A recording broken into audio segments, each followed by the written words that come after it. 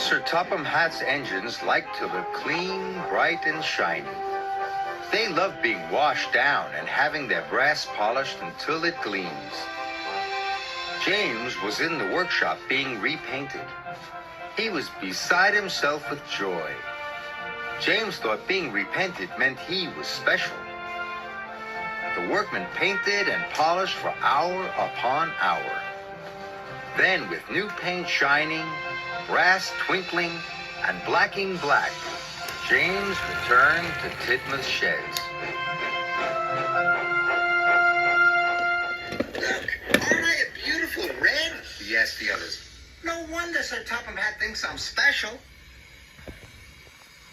But Percy was worried. He wasn't being repainted, and he wasn't red. Does this mean Sir Topham Hatt doesn't think I'm special? He asked. Looking splendid is not the same as being really useful, said Thomas firmly. But best of all is being really useful and looking splendid, like me, said James cheerfully. Before Thomas could say anything else, James closed his eyes and fell happily asleep. The next morning, all the engines were very busy. Percy was working at the coal plant. Thomas and Emily were taking passengers up and down the branch line. Gordon was pulling the express.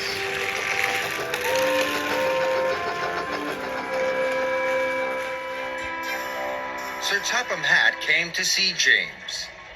He told him to join Percy at the coal plant at once. The coal cars must reach Brendam docks before the boat sails, so no dilly-dallying, he said. Yes, sir, said James, and he set off at once.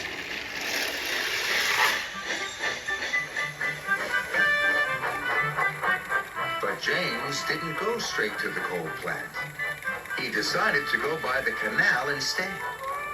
Then he could see himself in the water for yard after yard after yard. Magnificent, he puffed. James had forgotten what Sir Topham Hatt had said. At the coal yard, Percy was working as hard as he could. But he was falling behind. The line of coal cars was getting longer and longer. And the yard manager was getting crosser and crosser. Where could James be? James was still enjoying himself, but there was no one around to share his fun. So he headed for Wellsworth Station.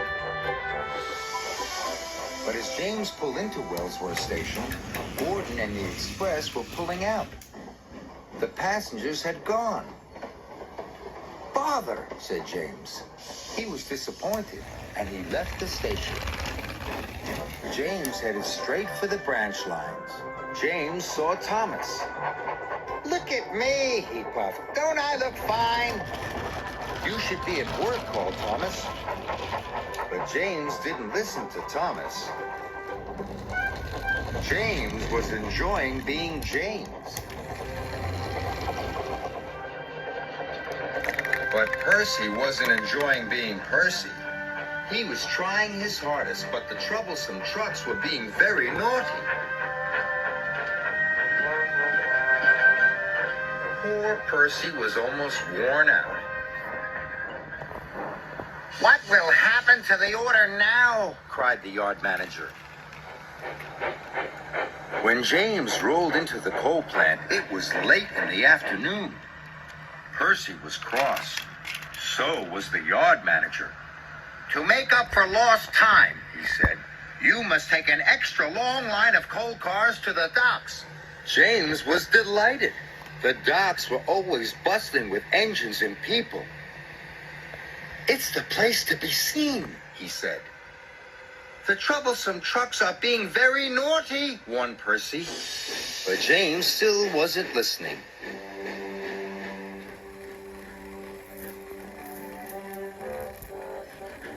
James puffed along, looking forward to being seen.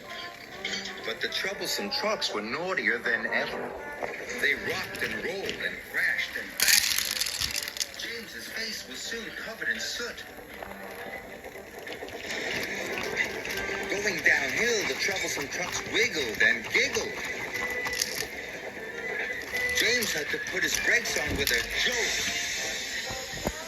Coal tumbled out of the troublesome trucks, landing on James.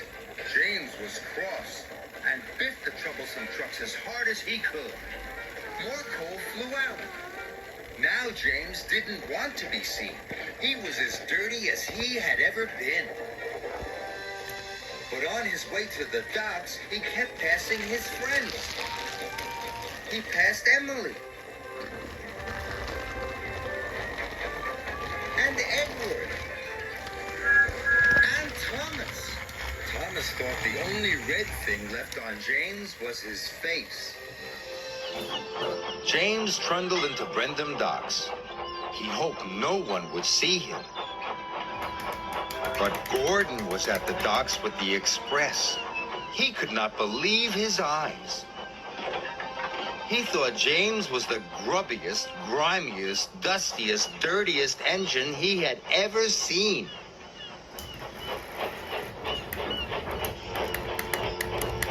Percy arrived safely with the last of the coal cars. I like your new coat of paint, he puffed cheekily.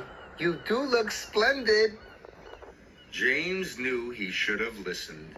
He didn't feel splendid anymore, but for the first time all day, James could hear clearly. He could hear the sound of the troublesome trucks giggling at him. And despite feeling foolish, even James had to smile.